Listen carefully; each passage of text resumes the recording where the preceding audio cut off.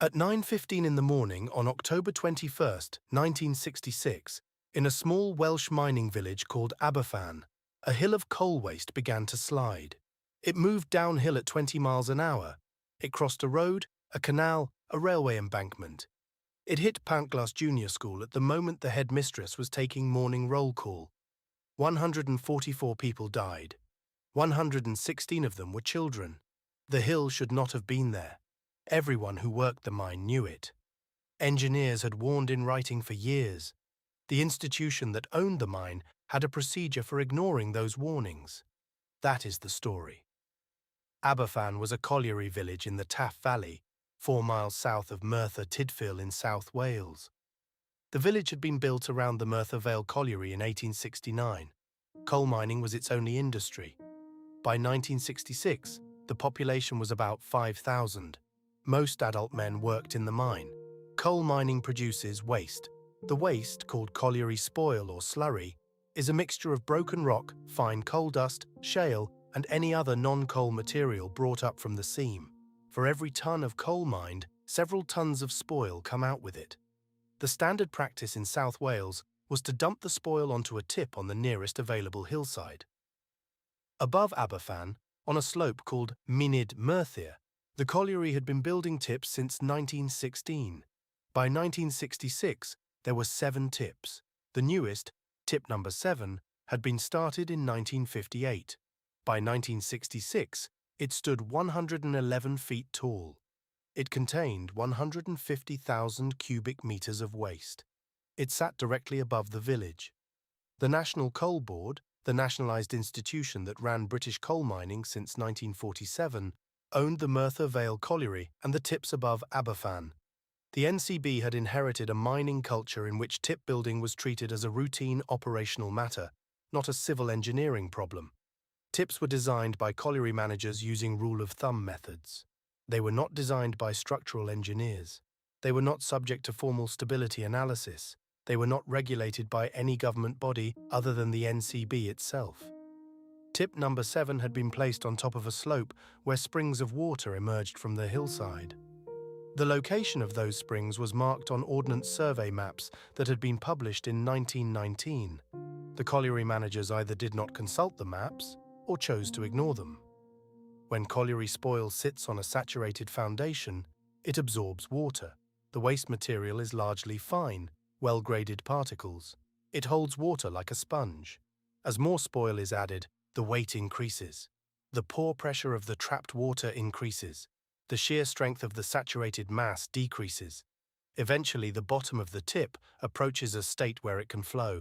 In civil engineering, this is called liquefaction. In 1966, the term was familiar to soil mechanics specialists at universities.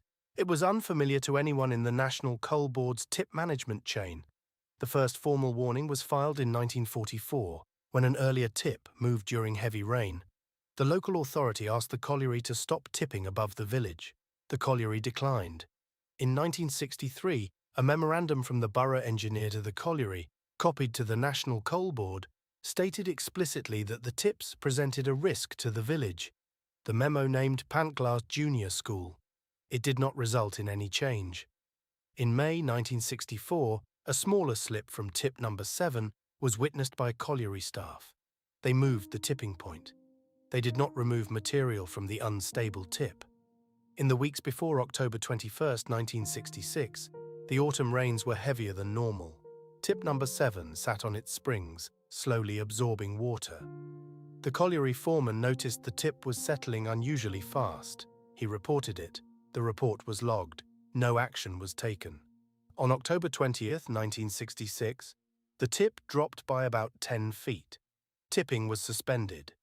The decision was made to remove the men from the top of the tip and assess in the morning. At 7:30 a.m. on October 21st, the tipping crew climbed the tip.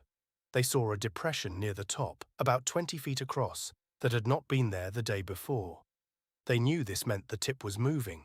They sent word back down to the colliery. At 9:15 a.m., before any organized response could be mounted, tip number 7 gave way. About 110,000 cubic meters of saturated colliery waste liquefied and flowed downhill. It picked up speed as it went. By the time it reached the valley floor, it was moving at about 20 miles an hour and forming a wave roughly 40 feet high. The wave crossed the disused canal at the foot of the slope. It crossed the railway embankment. It crossed Moy Road. It struck the rear wall of Pantglas Junior School, which was built into the hillside. The school was full. Morning assembly had ended 15 minutes earlier. The classrooms at the back of the building, where the wave struck first, contained the youngest children. The wave demolished the rear classrooms and pushed the wreckage forward into the front of the school. It then continued across Moy Road into a row of terraced houses. When the slide stopped, the lower half of Pantglas School and 20 houses were buried. Rescue continued for a week. No survivor was found after 11 a.m. that morning. 116 children aged between 7 and 10 were among the dead. 28 adults died, including 5 teachers and the school deputy. A tribunal of inquiry was established under Lord Justice Edmund Davies. It sat for 76 days, the longest tribunal in British history at the time. It heard from 136 witnesses. The report was published in 1967. It is still considered a landmark of investigative writing.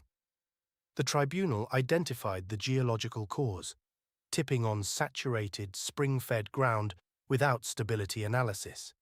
It identified the institutional cause, the National Coal Board's culture of treating tip safety as an internal operational matter and ignoring external warnings. It named individuals. It named Lord Robens, the chairman of the NCB, who had initially blamed the disaster on natural unknown springs and was forced to retract under tribunal questioning. The report contained a sentence that has been quoted in industrial inquiry literature for 60 years. The Aberfan disaster is a terrifying tale of bungling ineptitude by many men charged with tasks for which they were totally unfitted, of failure to heed clear warnings, and of total lack of direction from above. It also contained another sentence, less quoted, that explained the institutional mechanism. The NCB had no national policy on tip safety, no record-keeping requirements for tip movement, and no engineering qualifications required for tip managers. The chain of responsibility had been deliberately diffused for decades. When something went wrong, no individual was accountable. The Mines and Quarries Tips Act. 1969 was passed by Parliament as a direct response to the Aberfan report. It required for the first time that all colliery tips in the United Kingdom be subject to formal engineering inspection, stability analysis by qualified geotechnical engineers, and removal where they posed a risk to communities. The Act applied retroactively. By 1972, the remaining tips above Aberfan had been removed. The tip removal cost approximately £850,000. The National Coal Board contributed £350,000.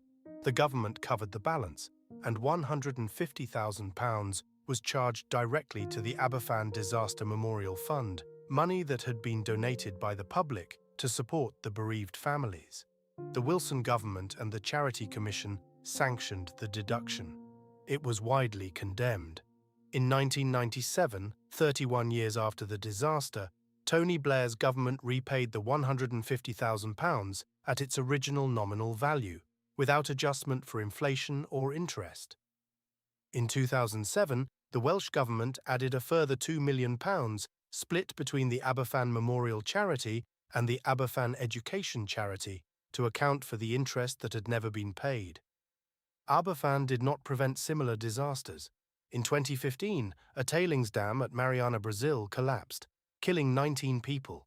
In 2019, another at Brumadinho killed 270. The failure mechanisms were different. Iron ore tailings dams, not coal spoil tips.